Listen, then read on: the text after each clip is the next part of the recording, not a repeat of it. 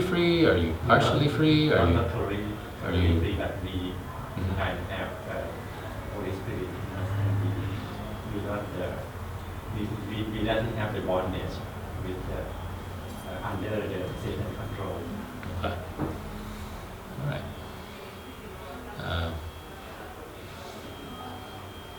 The thing is, I guess what the author is saying, which I find interesting, we actually think a lot of times, even subconsciously, that we're not free, right? And in this passage in Romans, it could say something about that. What Paul saying, "What I want to do, I do not do. What I hate, I do. I want a budget, but we still spend more than the budget. Um, I don't want to overeat, but I still do." Romans 7:14, "I am of the flesh, and we're sold as slaves to sin." So we get angry at others, we overeat and spend too much, we put things off, and do all these things. So, in a sense, I could say, yeah, God, by God's grace, He gave us freedom. But at the same time, we go, we're not necessarily behaving free, right? If you look at our actual life, there's some things we're not free compared to other things. We tend to do sin more than to do good. Yeah, it's hard to measure. Yeah, because the flesh fight against the spirit. Okay. Well, you can say that. So by nature, we're not really free. We're slaves to sin and death. And this is talking about before Christ. If under the law, for those under the law, meaning without Jesus Christ, and you're just following God's laws, you'll fail in that. Because none of us can follow the law exactly to the letter and do everything perfectly and not make any single mistake. So if without Christ, if you're in a way working under the law, you're just gonna commit a sin and you fail. So by nature, since you fail, you're not under God, but you're slave to sin. But fortunately, if you're under Christ, you're not under the law. You're not condemned. So in terms of status, since we talked about guilt and shame and the status or the feeling of guilty, if we talk about status, you're not guilty anymore. God sees Christ in you and not the bad things you do. Right? Right.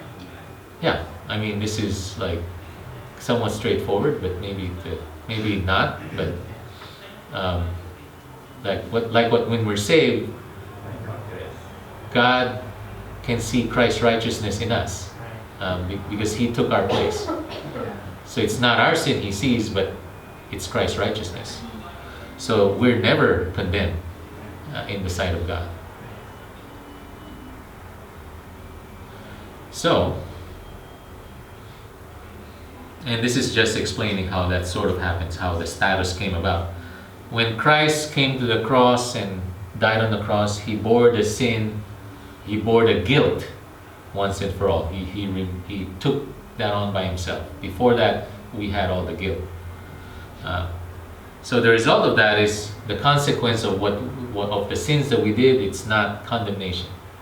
We're not going to be punished anymore because the Christian is perfect in God's eyes because Christ is perfect.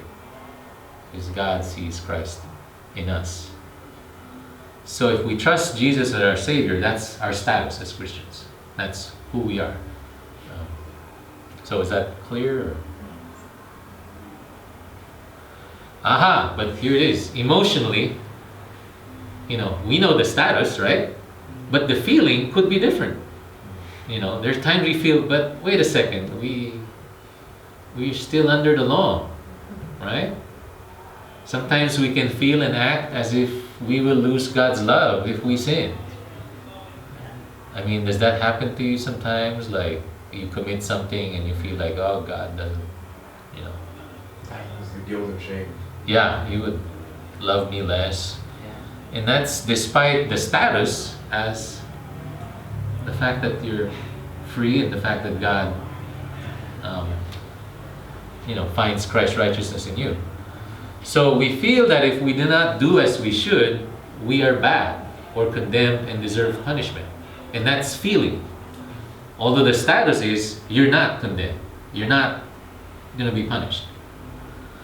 So to the degree that we experience guilt, anger, loss of love when we don't do the shoulds, we're still under the law. We're sort of operating under the law instead of under Christ. Is that clear, or is that interesting? So is that why shoulds are not good, because it makes us under the law? Well, what do you think? That just kind of sounds like that last. Or we can say maybe it makes us feel like we're under the law. Like a should makes it feel like, it's something I should follow, otherwise God is not pleased with me, otherwise God is not, gonna condemn me, all that. So it could be in that sense. Anyone else with opinions on that?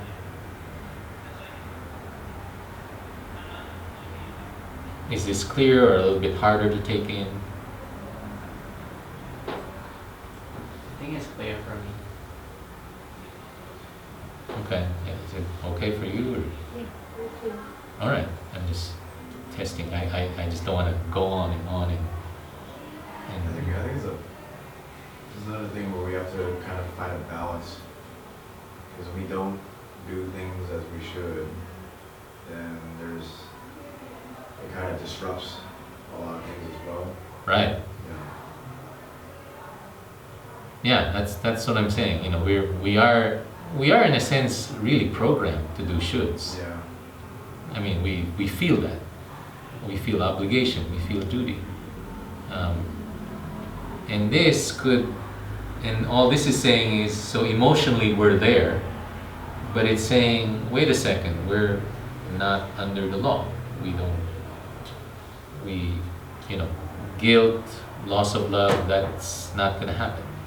So it's like, how do you reconcile that then?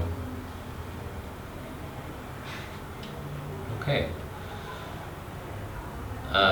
Then he goes through, what we would do if we're emotionally under the law. The problem of, I guess, our feelings going in that direction is the law. There's 5 consequences. The law brings wrath.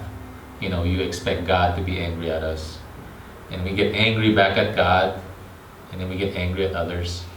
I'm just saying, this is the status then if we feel like we do the law more. It actually brings condemnation to us. Although he's saying, you could also do godly sorrow and not condemnation. But so that's an option. But otherwise, it brings condemnation if we feel we're under the law, if we feel more of the shoulds. Though people think that guilt is helpful, the Bible teaches the opposite. So that's something to sort of digest. Like, when we can feel sorry when we fail, but we don't need to feel guilty and condemned. Because it's not about our badness and inadequacies, but it's about what is loving for the other person.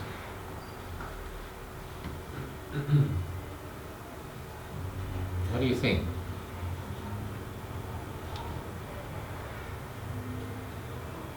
I mean, I'm just saying what the author is saying.